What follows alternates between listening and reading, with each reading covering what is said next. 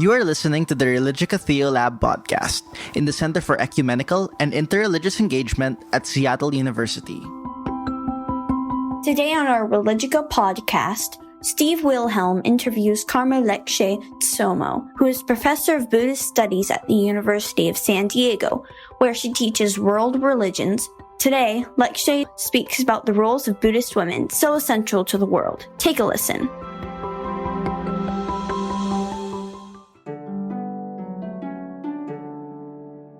Years ago, I went off to Asia looking for Buddhist teachings and a monastery for women, and I didn't find one. Eventually, in 1972, I found my way to Dharamsala, where His Holiness the Dalai Lama had created classes for Western people to study Buddhism. So that was really wonderful. And I stayed there altogether, studied about 15 years. You at the library? First at the library and then at the Institute of Buddhist Dialectics. So at that time, I also noticed that Himalayan women, Tibetan women, didn't have the same opportunities to study that we foreigners did, and certainly nothing compared to what the monks had. And maybe it was just neglect, that somehow they overlooked the nuns. But in Tibet also, there were not monastic universities equivalent to those available to monks. So we started encouraging the nuns to go to the classes at the library, which were in Tibetan and English both, but they lacked confidence. And I discovered that most of them were illiterate. So I started to find a teacher who taught a group of 8 to begin with, 8 or 11, I think, to read. And at first I had to talk them into it. They thought that they were not capable of learning to read. And they'd say, you Western nuns, you go and learn to read. But we'll just say, Om Mani Padme Hum. And these were nuns, these women? Okay. Mostly from Tibet. Yeah. They'd never had a chance for any type of education. So it took me quite some time to talk them into learning to read. And I said, if you learn to read, you'll be able to understand His Holiness's teachings better. And they thought, oh, okay.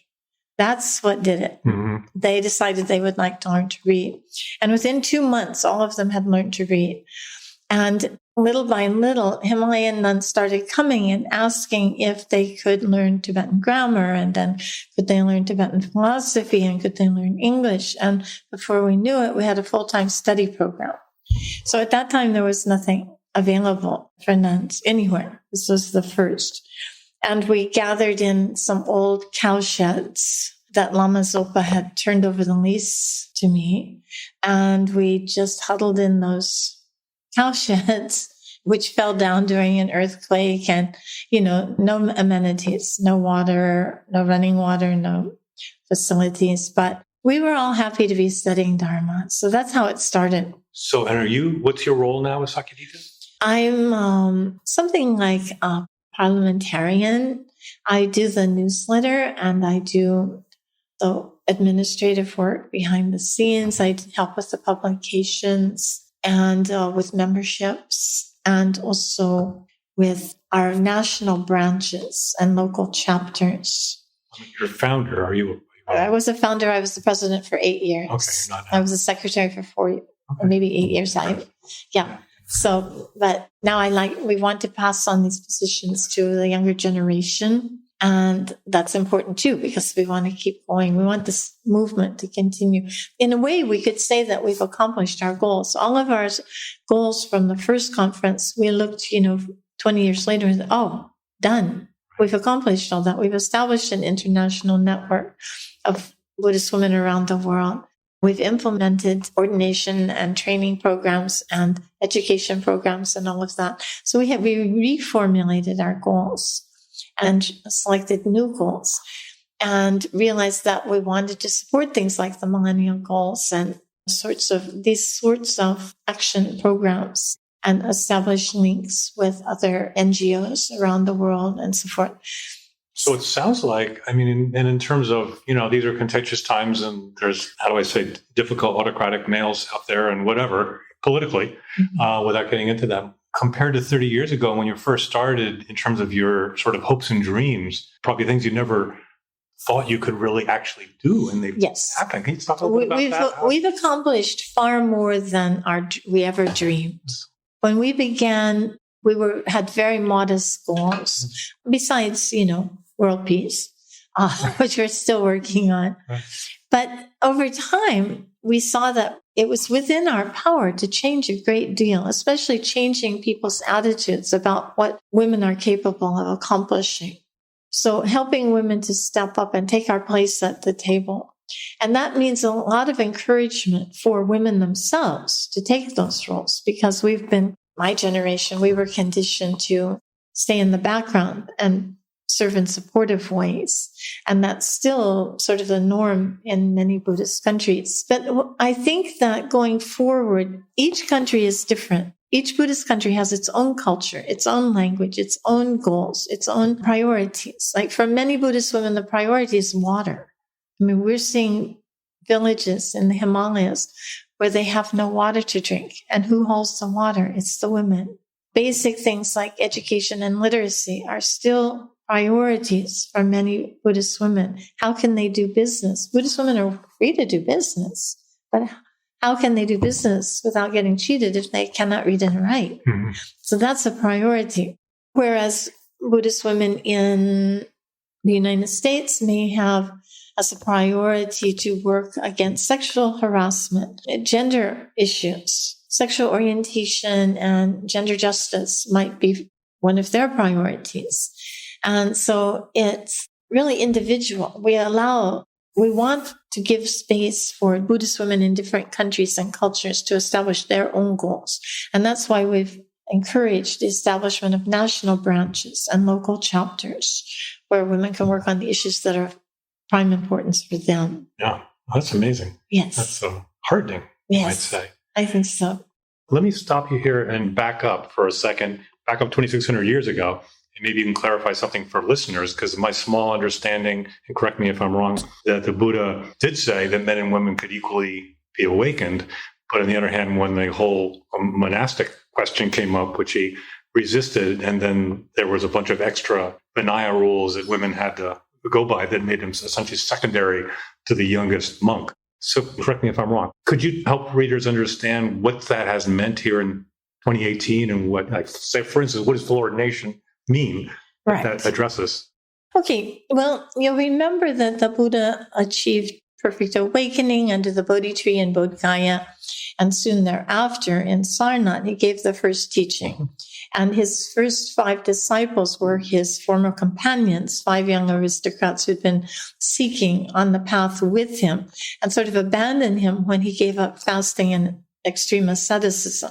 But then when they saw that he'd obviously realized something important, they became his first 5 disciples. And the Buddha said, "Come here," and they magically became transformed into monks. So about 5 or 6 years later, the Buddha's own stepmother, who was his auntie, Mahapajapati, requested to join the order. And at first, according to the texts, he hesitated to admit women into the Sangha. At that time, the Sangha, the monastic community, were homeless wanderers.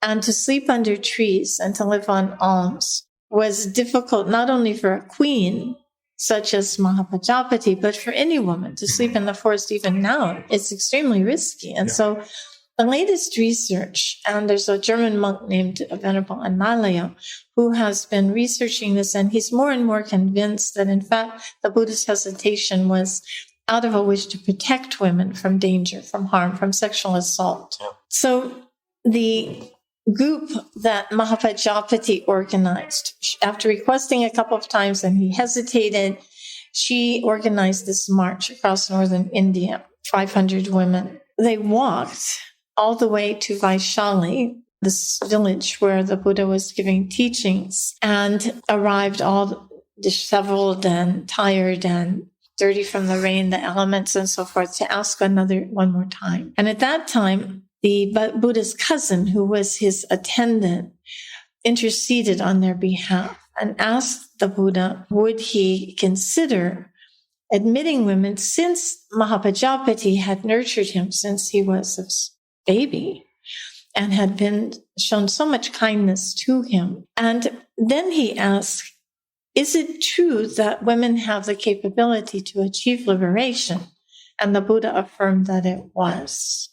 And then Venerable Ananda said, well, wouldn't it be well if women were allowed to join the order, the Sangha? And the Buddha agreed.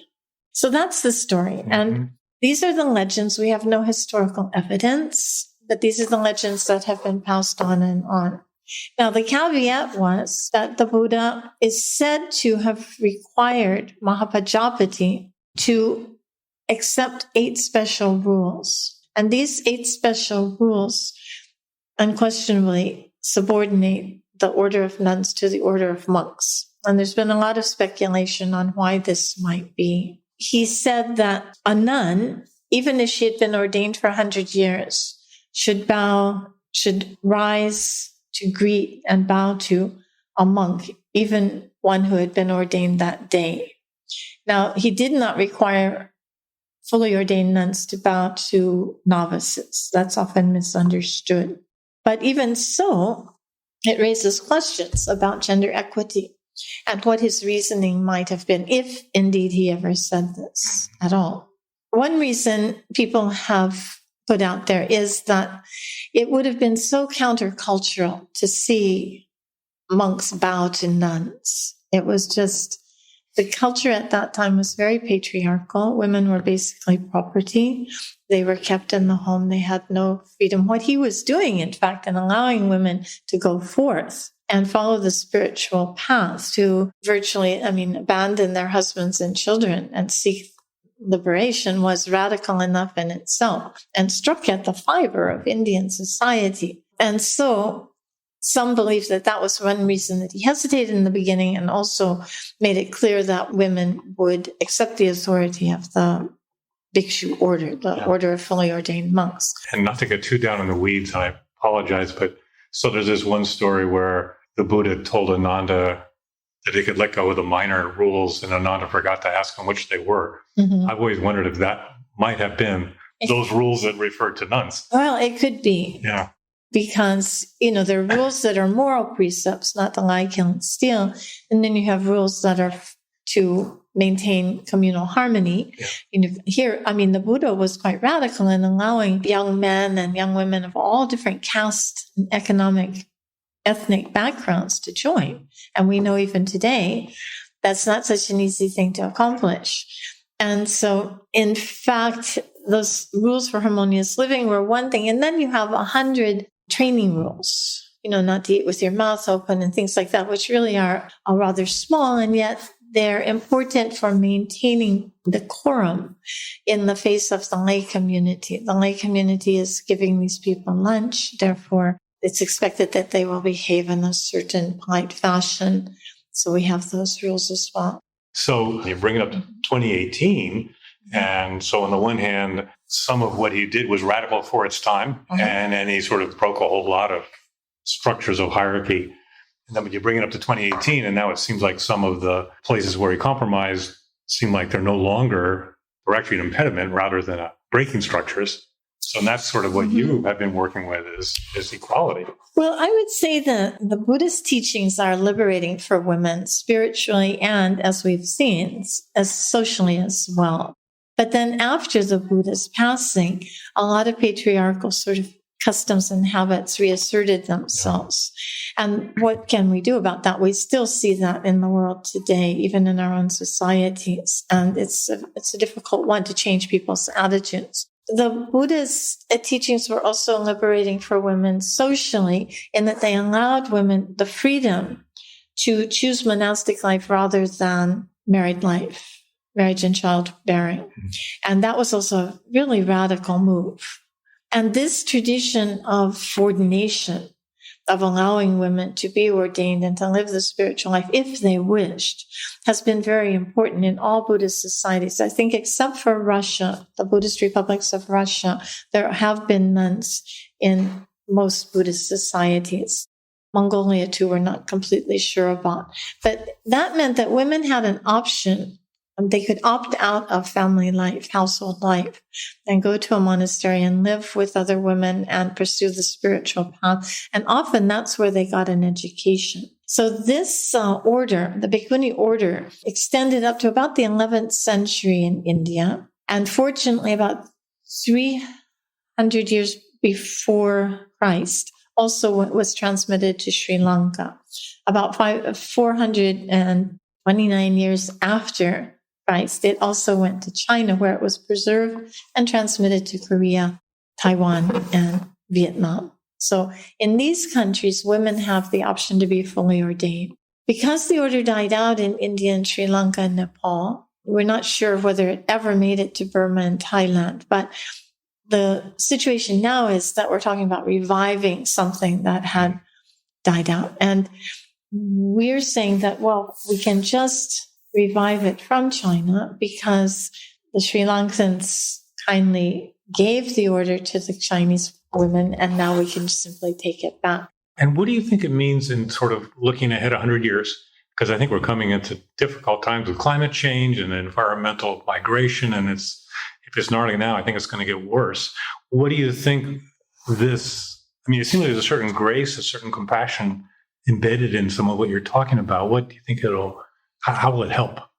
Well, one thing is conflict resolution skills, that the Buddhists have many tools and resources for learning to create harmonious societies, peace in one's own mind, and peace in human relationships. So it's going to be very important as people begin to compete for resources such as water, land, trees, and various resources.